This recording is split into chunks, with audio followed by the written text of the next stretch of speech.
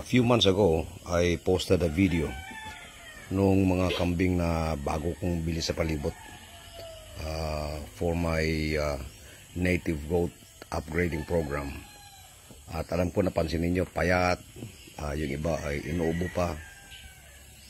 Today, here they are. Siguro mga 5 months na ito sa kulungan na ito. And some of them are already pregnant. Yun yung pinaka-back, yung 1/2 Anglo-Nubian, 1/2 La Mancha. Tingnan nyo yung katawan ng mga kambing. Magaganda na, bilog na yung pangatawan nila. And they're healthy, wala nang ubo. And over the last few months, very consistent yung aming feeding actually. We only gave these goats sorghum silage with feed mix, of course, molasses, asin, and minsan pag available, darak ng mais.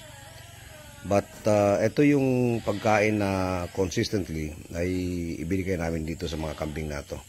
And look at this. Yan po yung isang example. Itong itim na to, tingnan po nyo yung katawan.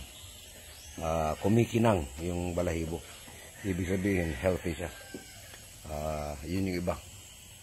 Most of these actually are pregnant. Isang lalaki, 15 na babae.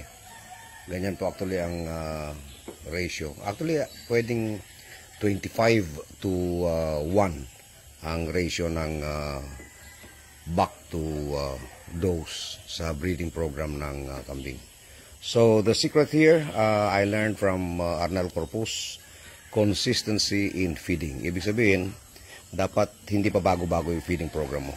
Kung sorghum silage ka, sorghum silage lang.